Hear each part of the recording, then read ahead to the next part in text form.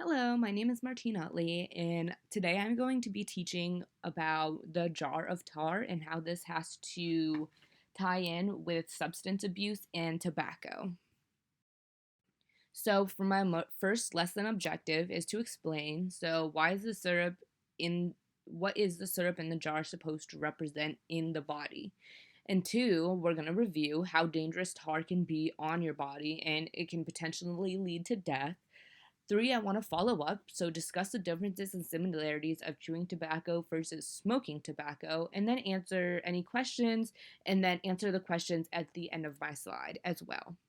So the three ingredients that I used to make this kind of tarry paste was organic coconut oil, almond silk milk, and Hershey syrup.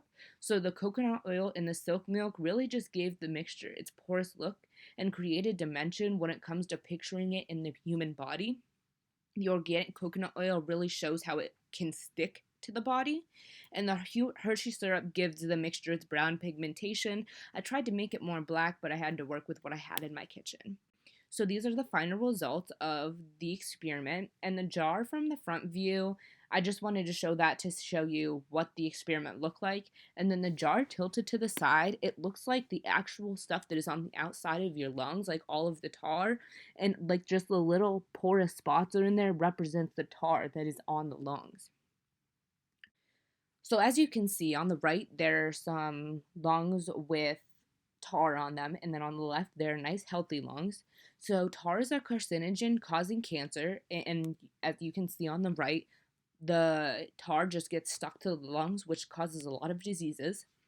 So tar leaves lungs after smoker has completely stopped and takes up to 15 years for the lungs to be fully free of tar. So your last cigarette, you still have 15 years until your lungs are fully free.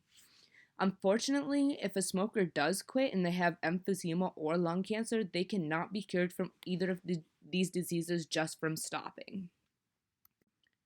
So, secondhand smoke, especially when there are high levels of tar in the air, puts non smokers at risk for tobacco related health diseases such as emphysema and lung cancer. So, not only are you putting yourself at risk, but let's say if you have a child in a car, you are putting that child at risk as well for getting lung cancer, basically. So, reduced tar cigarettes and filtered cigarettes do not reduce the chance of getting cancer. This also includes cigarette filters. So, no matter if you get any of these products, the tar is still going to be in your lungs and you're still going to be at risk for one of those diseases. So, marijuana does not have a filter. And tar accumulates in the lungs from marijuana, which is what a lot of marijuana users do not know. So, research shows smoking one joint is equivalent to the tar buildup of 20 packs of cigarettes. So, I'm not trying to encourage people to smoke marijuana, but if someone is to smoke marijuana, you do not want to be smoking it from a joint or anything that has tobacco products in it.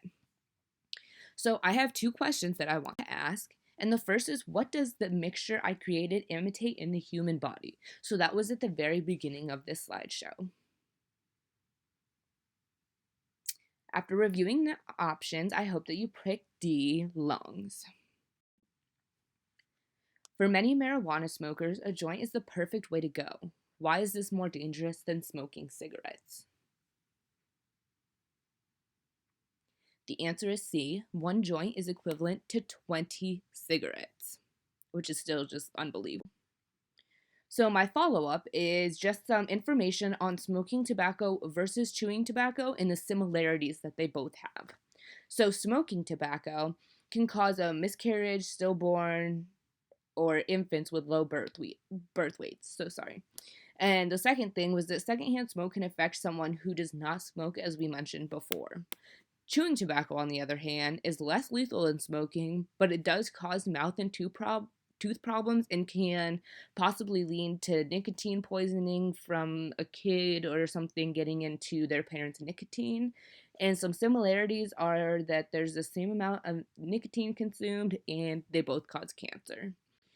So that's the end of my slides, and these are my references. If you have any questions, please feel free to get a hold of me. Thank you. Have a nice day.